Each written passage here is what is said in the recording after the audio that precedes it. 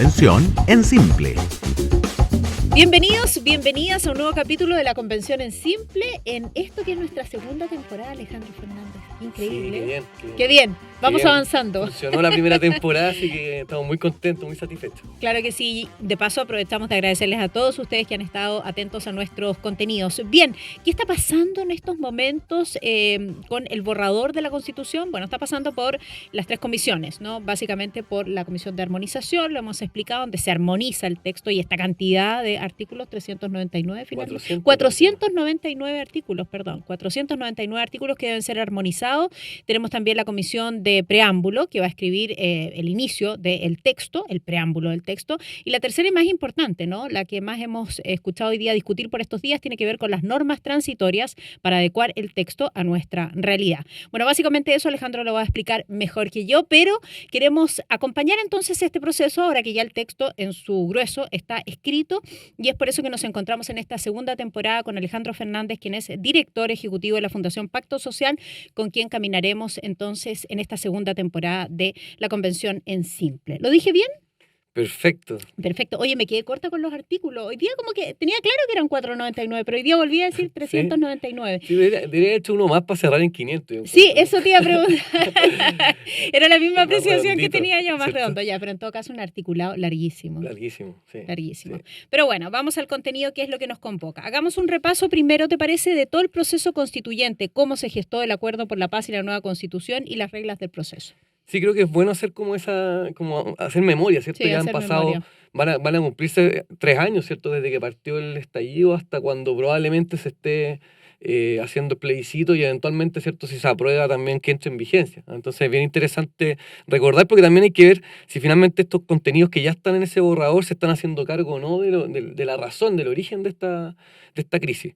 Y yo creo que, bueno, todos sabemos, ¿cierto?, que vino esta crisis del 18 de octubre, el estallido social, que fue muy violento, ¿cierto? Pero yo diría que, y eso es importante, una discusión que se dio al inicio de la convención, si fue probablemente ese estallido, la violencia, lo que llevó a este proceso, o más bien lo que vino después. ¿Te acuerdas que hubo una manifestación muy masiva justo la semana siguiente? Sí, claro. Era una manifestación, no sé, de 1 millón de personas solamente en la región metropolitana, donde así salieron muchas demandas ciudadanas, pero al menos habían como, no hubo una voz, un vocero, ¿cierto?, que representara a todos, pero sí habían cosas muy concretas que se estaban pidiendo, ¿cierto? A diferencia de lo del estallido, que era como pura violencia, como un desahogo, por decir así, empieza a salir el tema de las pensiones, el tema de la salud, la educación, temas de género, ¿cierto? Sí. Como que se empieza... Como que se empieza a gestar eso. Sí. Perdona que te interrumpiera. Solo deja darte mi opinión al respecto. Si uno observa lo que fue la protesta del 18, pero también esta gran y masiva marcha, que fueron varias además, a lo largo y ancho de todo nuestro país, no solo en la región metropolitana, había muy pocos probablemente letreros que decían quiero una nueva constitución, ¿no? Pero las demandas más tenían que ver con los derechos sociales. Por lo tanto, yo, por lo menos desde un punto de vista personal, creo que este acuerdo por la paz y la nueva constitución fue una salida política a un cambio necesario en Chile. O al menos así se quiso establecer en un comienzo. Sí, yo creo, y nuevamente voy un poco al origen, porque creo que sobre todo la masividad de las marchas, finalmente hubo un alto, si uno veía las encuestas, también había un alto apoyo, ¿cierto?, a estas demandas. Entonces creo que efectivamente a partir de eso, los políticos le dieron conducción hacia el proceso de nueva constitución. Así nace esto. Sí, y es importante, como digo, porque lo otro sería simplemente validar la violencia. Y obviamente cuando hay violencia extrema como lo que vimos, tiene que actuar el orden público, ¿cierto? El sistema carabineros, las policías y el sistema de justicia.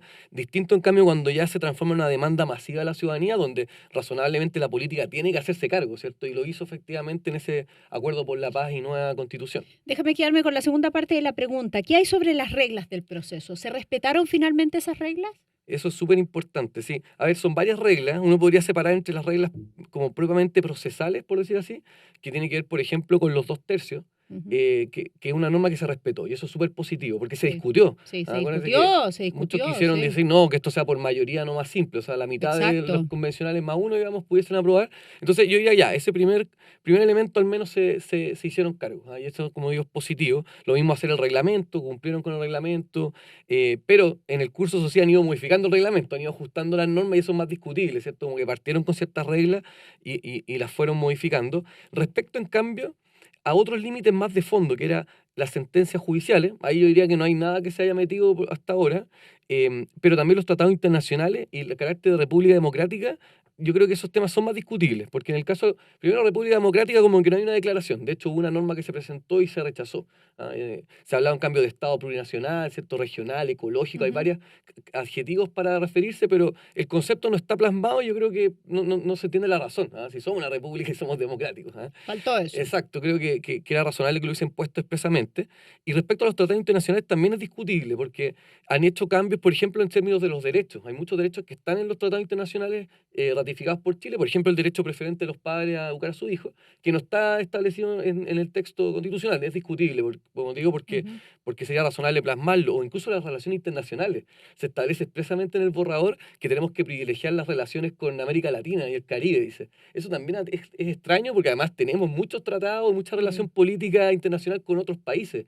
Entonces ahí también yo diría que son espacios donde como que creo que sí podríamos interpretar que en alguna forma se transgredieron esas normas más sustantivas que se establecieron como límite a Ok. la convención. Perfecto. Vamos con lo segundo. Hablemos de los altos y bajos del proceso, Alejandro. Los altos podemos hablar los cumplimientos, por favor, de los plazos, el respeto de las reglas. Lo dijimos, en algún momento se discutió lo de los 2 tercios, ¿no? Y allí se encendieron las alarmas, pero finalmente eso ya queda plasmado, ¿no? Y los bajos, probablemente la participación popular, el número de normas, de articulados aprobadas a sectores minoritarios, perdón, y también la consulta indígena. Es parte de la selección que tú estuviste haciendo. Hablemos de los Sí. altos.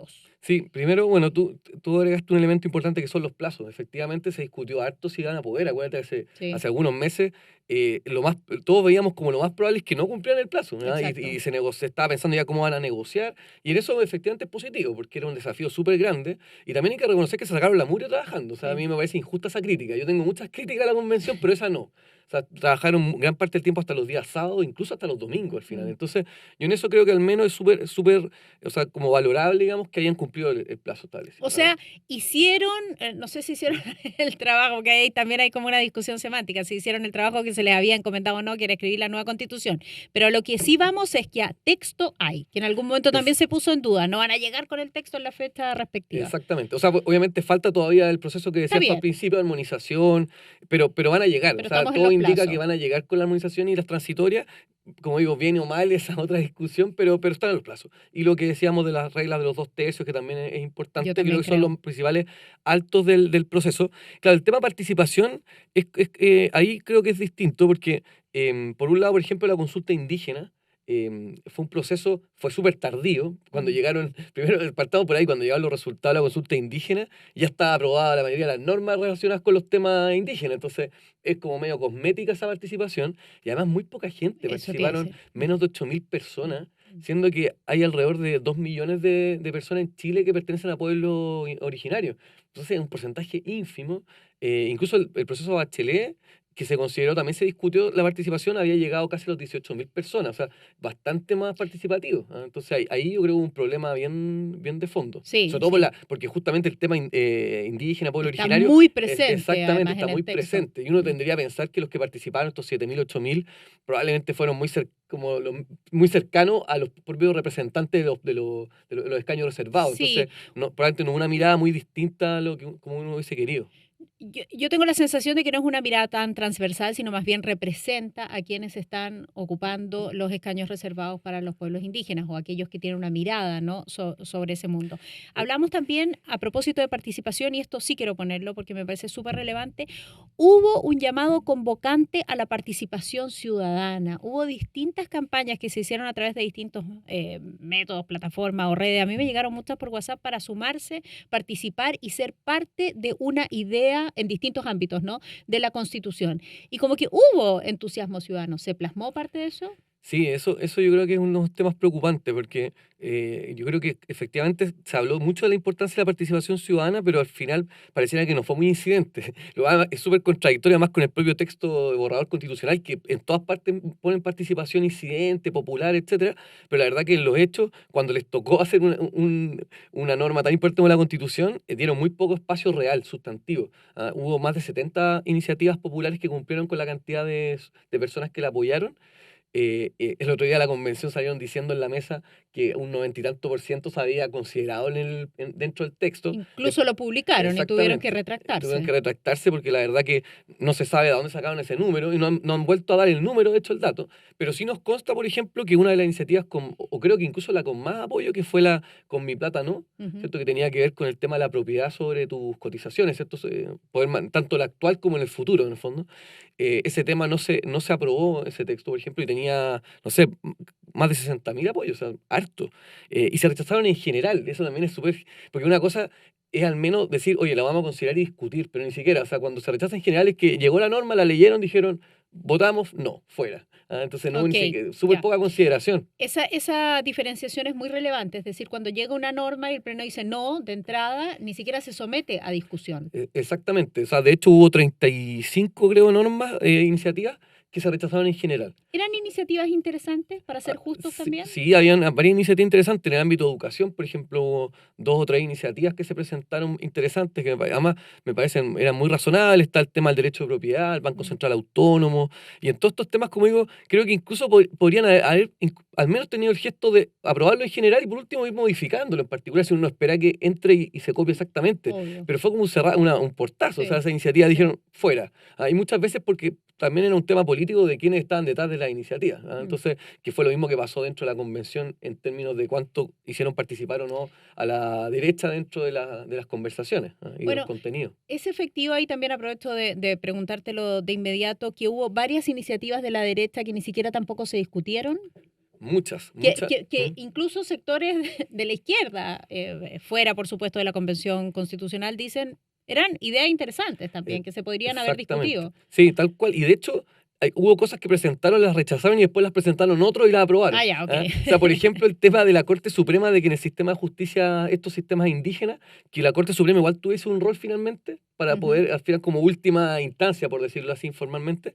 Eso lo presentó primero la derecha, lo rechazaron, y hoy día lo defienden mucho como algo bueno. Cuando uno les cuestiona y dice, oye, pero está la Corte Suprema. Bueno, esa fue una cosa que la propusieron desde la derecha, pero jamás se lo reconocieron. Era mal visto. Incluso uno hablaba con convencionales adentro y decían, como, oye, es que en el café, en la conversación así como con el vasito de agua como acá, reconocen que es una buena idea, pero dicen, no puedo aparecer aprobándotela porque los otros gallos más duros me van a cuestionar. Exacto. Bueno, y vimos también procesos de funa como lo que sucedió con integrantes del Partido Socialista, ¿no? Exactamente. En uno de los momentos más álgidos en la discusión de la Convención Constitucional y su respectivo texto. Ya, nos quedan minutos todavía para meternos de lleno en los contenidos, más allá de los específicos, ¿cuáles, después de tu lectura del texto, serían las principales características o rasgos propuestos por esta nueva Constitución? ¿Qué nos quiere decir este texto, Alejandro Fernández? Sí, eso es importante. Al fin podemos hacer como ese balance general, porque antes íbamos como agarrando de a poquito las normas que salían. Entonces, todavía falta la armonización, pero al menos uno ya puede mirar como una fotografía más amplia, ¿cierto? Y efectivamente, más allá de los contenidos específicos que los vamos a ir viendo después, ¿cierto? En los distintos programas, una cosa, por ejemplo, que uno puede decir es que claramente es maximalista. O sea, porque uno tiene constituciones mínimas, ¿cierto? Como la de Estados Unidos, que son una constitución con poco articulado. La actual, yo diría que la chilena actual es como mediana, está en intermedia, y tenemos las maximalistas como el caso de Bolivia o Ecuador, por ejemplo, Latinoamérica. De hecho, Latinoamérica tiende a ser maximalista. Y el caso de esta norma, evidentemente, la propuesta de 499 artículos, por un lado, es muy larga, pero además se mete en muchos temas, incluso temas que no son constitucionales. O sea, cuando uno habla del tema del aborto, por ejemplo, independiente de la postura que uno tenga, no son temas constitucionales en ninguna parte. O cuando habla de la educación y establece, por ejemplo, el financiamiento estatal, tiene que ser basal, y detalla exactamente cómo es la norma, y en cambio excluye a los colegios particulares subvencionados. Es un nivel de precisión que es materia de ley. O sea, no tiene sentido. Lo mismo el tema de la ISAPRES, porque excluirlo constitucionalmente no tiene mucho sentido, como que entran a un detalle que de verdad es innecesario, ¿no? La Constitución tiene que dedicarse a básicamente organizar el poder, ¿cierto? Como hemos dicho otras veces, y poner ciertas libertades y derechos. Pero incluso uno diría que es poco democrático lo que hace, porque excluye del debate democrático un montón de cosas. O sea, lo zanja, dicen, oye, acá se zanjó y listo, y no hay espacio. O si hay espacio, tienen que hacer una reforma súper compleja porque requiere un alto quórum, o puede requerir un plebiscito incluso. Entonces, creo que eso es poco democrático desde ese punto de vista. Es fuerte decirlo, porque uno dice, la constitución que están promoviendo es poco democrática, siendo que emana de un órgano democrático como nunca antes habíamos visto, pero la verdad es que sí, tiene elementos que yo creo que son cuestionables desde el punto de vista democrático, como sobre todo excluir de muchos temas del debate político. A mí lo que me sucede con ese punto es que pareciera un texto estático, ¿no? Muy difícil como de modificar, con poco margen a lo que pueda venir en materia de gobierno, lo hemos dicho también, de izquierda, de derecha, de centro, da lo mismo. Es decir, que no parezca un programa de gobierno, sino más bien una base general de conversación Exacto. para un país que va a ir mutando y que va a seguir enfrentando nuevos desafíos como todas las naciones del planeta. Exactamente, yo diría que sí, se transforma esa crítica, me parece muy legítima cuando dicen que parece un programa de gobierno. Y además un programa de gobierno de apruebo de dignidad, que es bien paradójico, porque fueron los que no se sentaron en la mesa a negociar en el acuerdo por la paz y nueva constitución. Mm. O sea, no estuvo el Partido Comunista, no estuvo Convergencia Social, que es el partido del presidente actual. De hecho, lo sancionaron Sí, por pues. haber participado. Entonces, igual es bien contradictorio. Los que no quisieron este proceso, finalmente aprovecharon este proceso para instalar prácticamente un programa de gobierno. Yo creo que ese es un elemento súper sustancial de como estos rasgos generales. Otros temas que me parece interesante, hice el ejercicio de ir buscando conceptos, ¿cierto? ¿Cuáles eran los que más se...? La Porque nube de conceptos y palabras. exactamente, y que te muestra las características. A ver, muestra. Porque, por ejemplo, el tema del conceptos relacionados a la plurinacionalidad, que tiene que ver, por ejemplo, la palabra, el concepto indígena, el concepto pueblo originario o naciones preexistentes del Estado, sale 95 veces. Así uno suma todas estas definiciones que van en la misma línea. Es harto. ¿Versus? Versus, mira, buena pregunta, no tengo el versus. Cuando uno buscaba la palabra Chile sola, Chileno. no eran tan pocas, Chilenos. porque sí, no eran tan pocas porque, claro, se hace mención, muchas veces además usa la palabra chileno y chilenas, por ejemplo, Ujú. con lo cual inmediatamente aborda más. Además hay un capítulo, o título, hay que ver cómo termina, ¿cierto?, que habla sobre la nacionalidad, y ahí obviamente se Sí. refiere también a Chile. Y yo en eso, como que esa como a veces caricatura no la encuentro tan cierta. Yo Ya. soy crítico de que se reconozcan estas 11 naciones, creo que es súper discutible que sean naciones, pero ¿tiene un espacio Chile? Sí, tiene un espacio, pero menor, efectivamente. El concepto naturaleza también y medio ambiente también llama la Mm. atención, 68 veces. También es un tema súper llamativo, que la pura palabra naturaleza 65 veces, 3 veces medio ambiente. O sea, una constitución verde y con muchos rasgos vinculados a los pueblos originarios, etc.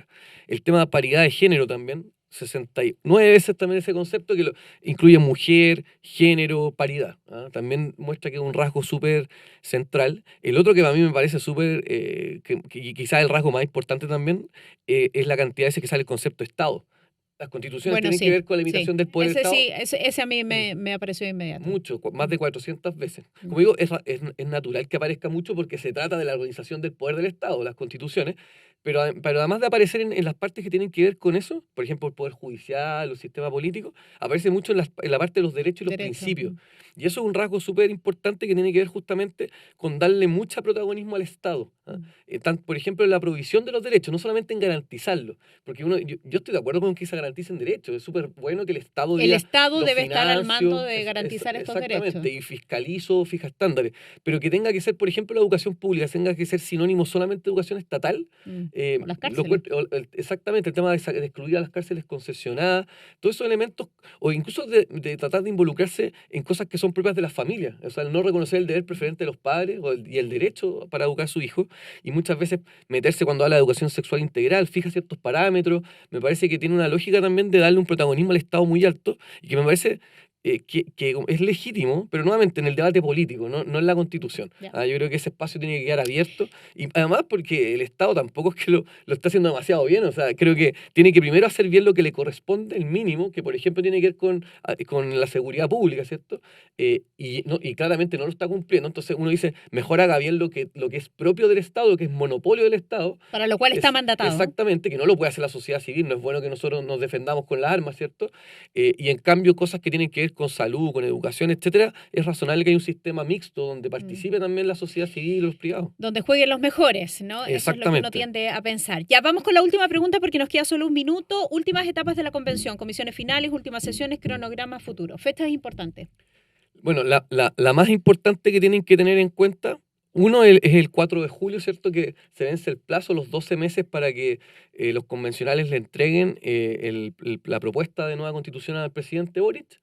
Él ahí va a tener que convocar a elecciones, ¿cierto? Va a hacer un decreto, lo va a publicar en el diario oficial y ahí tendríamos la elección en septiembre. Eso es súper importante para que lo anoten en su agenda. El 4 de julio, ¿cierto? El domingo 4 debería ser la elección en principio del plebiscito. El 4 de septiembre. Sí, es obligatorio, que eso es bien importante. Obligatorio, con sí. voto obligatorio, que es algo súper excepcional. Nunca habíamos tenido porque esto es como inscripción automática a voto obligatorio, ¿cierto? O sea, todo el universo de gente que tiene derecho a votar tiene que votar. Es novedoso para todos y es por eso que hay tanta expectación respecto de quiénes votarían, cómo se mueven políticamente, en qué posición se encuentran, qué edad tienen estas Hay personas. mucha especulación. Sí, hay mucha porque especulación además al el respecto. mundo más joven son los que pueden tener mucha incidencia porque es mucha gente. Claro. A diferencia de los adultos mayores que va bajando la pirámide, entonces la incidencia joven va a ser súper alta. Sí, claro. Entonces eso va a ser llamativo. Y después debería venir el proceso de, si gana la prueba, viene la promulgación y la publicación en el diario oficial, y con eso entra en vigencia en principio una ley cualquiera. Pero no cambia prácticamente nada. Es que, claro, de la noche a la mañana no vamos a tener un nuevo país. Exacto. Ahí la vigencia, como digo, en principio las leyes entran en vigencia cuando se publican,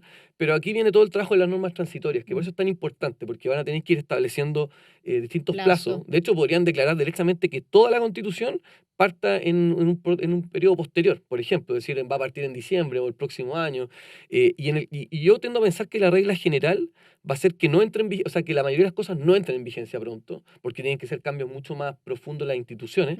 En cambio, los principios, por ejemplo, o los derechos, muchos de esos sí podrían empezar a digamos, in actum, como dicen los abogados, en el momento que se publique ya ser vigente. Por ejemplo, el rol del Estado que tiene, o el derecho a la educación sexual integral que te decía, u otro tipo de cosas. Que ya pueden entrar en vigencia, exacto, no hay que hacer grandes modificaciones para que eso requieren muchos recursos adicionales, claro.